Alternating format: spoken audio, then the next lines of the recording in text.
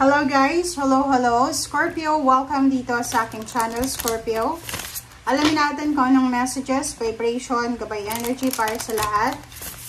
This is general reading. This is timeless reading para sa lahat ng Scorpio. So, I hope na makuha mo yung energy na para sa'yo. Wow! First card natin, Scorpio, is embarking on an adventure. I savor the wonders of the world. Comment down below if you resonated, Scorpio, but this card ay nagsasabi sa inyo na handang-handa ka na para sa adventure. Handang-handa ka na para sa pagta-travel around the world, or pwedeng nasa Pilipinas ka, gusto mong makapunta ng ibang bansa para magtrabaho. Kung nasa ibang bansa ka na, you're planning to go to Europe, or pwedeng sa America, Europa, Canada, Australia, or kung nasa Middle East ka, nakikita ko yung prospect mo na America and Europa. Okay?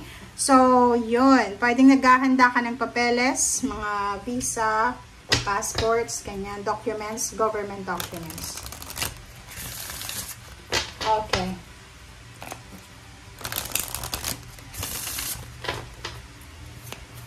Scorpio.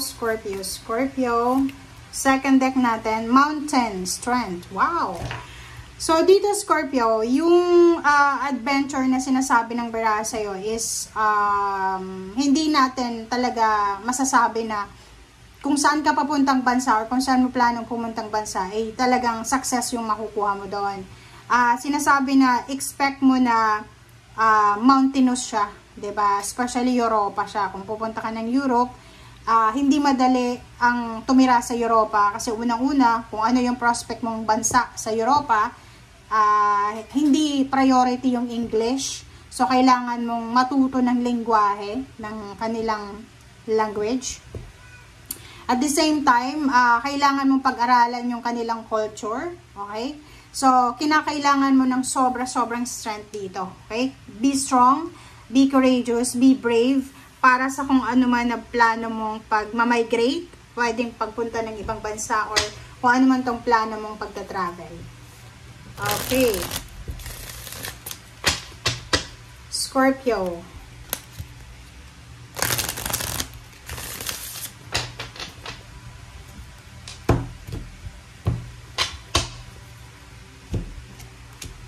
Okay, first two cards natin. Yun, so maganda to Scorpio kasi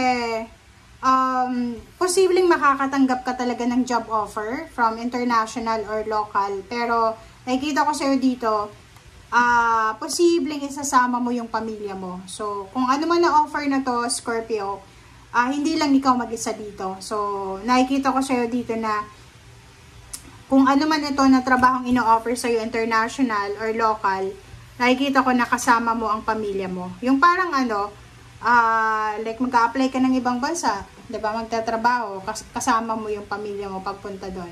Okay? So, Ten of Cups, sinasabi ng barahan na itong job offer na to, itong career na to na ino-offer sa'yo, ay posibleng magdadala to sa'yo mismo ng sobrang kaligayahan sa pamilya.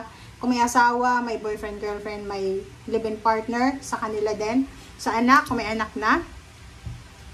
So, sinasabi ng baraha sa'yo dito na kahit maraming offers ka na matatanggap, make sure na pag-isipan natin ng mabuti to, or kailangan nating i-weigh yung circumstances kasi sa panahon ngayon uso yung scam, yung mga panluloko. So, make sure na itong mga financial offer, job offer, career offer na ino-offer sa'yo ay kumbaga hanapin natin yung tamang information dito para hindi tayo magkamali, para hindi tayo magsisi sa bandang huli. Okay? So, Ten of Pentacles, so nandito yung 10-10, Ten of Pentacles, Ten of Cups. So, sinasabi ng baraha sa'yo, Scorpio, na may parating talaga sa'yo. It's a huge completion, huge satisfaction, huge accomplishment siya. So, financially, isang decision lang ang gagawin mo. Yun nga, yung mangingibang bansa ka or pwedeng lumipat ng ibang lugar. And ito ay magdadala sa'yo, sa family mo, and then sa'yo mismo ng financial success and emotional success. Diba? Malaking bagay ito sobrang laking bagay ito para sa development or progress ng buhay mo. Oh, 'di ba? So nakikita ko sa'yo dito na mayroong mga Scorpio na siguro nakaranas ka ng dati ng mataas na sweldo, and pinagsisisihan mo ngayon kung bakit wala kang pera siguro sa ngayon. So, isa sa rason kung bakit gusto mong mangibang bansa or gusto mong maghanap ng mataas na sweldo, it's because ayaw mong pagsisihan yung pagiging bata mo. Yung parang malakas pa yung katawan mo. So, nakikita ko yung determination mo eh. Parang yung motivation mo ngayon is yung family mo, at the same time yung pangarap mo sa buhay. Ayaw mong pagsisihan yung pagkakataon na ito, pagtanda mo. So, Four of Pentacles, nakikita ko sa'yo dito na isa sa mga gagawin mo, kung ito ay matutuloy talaga, is yung mag-iipon ka ng mag-iipon ng pera. Which is tama naman. Okay? A Strength card, so sinasabi ng baraha, double confirmation siya. Sinasabi sa'yo na kung talagang gugustuhin mo, Scorpio, makukuha mo. Okay? Walang imposible sa'yo. Walang imposible. Siguro sa iba, may imposible, pero sa'yo, lahat ng gusto mo, nakukuha mo. Strength card, sinasabi ng baraha, it's double confirmation, double strength. Sinasabi, huwag kang mag-alala kasi etong pupuntahan mo, etong plano mong ito, once na na-execute mo na siya, walang tapon dito, walang pagsisisi. 8, Strength, Queen of Cups. Ito ang magdadala sa'yo ng sobrang kapayapaan. Dito mo mararanasan yung payapa talaga. Kasi pag may trabaho ka, tapos alam mo na mataas yung sweldo mo, alam mo na makakabayad ka sa mga utang mo, alam mo na masasettle mo lahat ng expenses ng family mo, and at the same time, alam mo na makakapag-ipon ka pa. Diba? Parang gano'n. Yun yung difference ng pagtatrabaho ng mababa yung sweldo sa mataas yung sweldo. Okay? So, dito sinasabi ng barahan na isang desisyon lang ang gagawin mo. Okay? Isang napaka-importanting desisyon ang gagawin mo, Scorpio.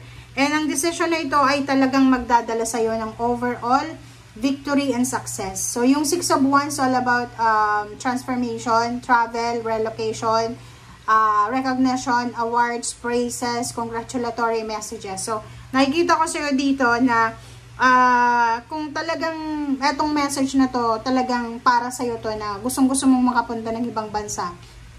Pag uwi mo ng Pilipinas, sobrang para kang isang artista na maraming tao yung hahanga sa'yo. Lalo na kung, halimbawa, hindi ka naman nakapagtapos ng kolehiyo, high school ka lang, hindi mo naabot yung mga senior high school. And maraming mga tao yung ma-amaze sa'yo kasi marami kang mapagtatagumpayan dito na pangarap mo or mga kung ano man tong pangarap mo sa buhay, makukuha mo siya. It's because of your diligence or because of your hard work. Okay? So, dito sinasabi ng baraha, Scorpio, na yung matagal mo nang hinihintay, ito siya, kung ano man yan na matagal mo nang hinihintay, sinasabi ng baraha na ibibigay na to sa'yo ng universe. Nandito na yung Wheel of Fortune, sinasabi na lahat ng yan ay magbabago. Okay? Maraming magbabago sa buhay mo, unexpected, and relationship, nakikita ko sa'yo dito, if you're looking for a relationship, makakatagpo ka ng relationship talaga, na pwedeng maging dahilan para mabago yung takbo ng buhay mo. Okay? Thank you guys for watching and see you again. Bye!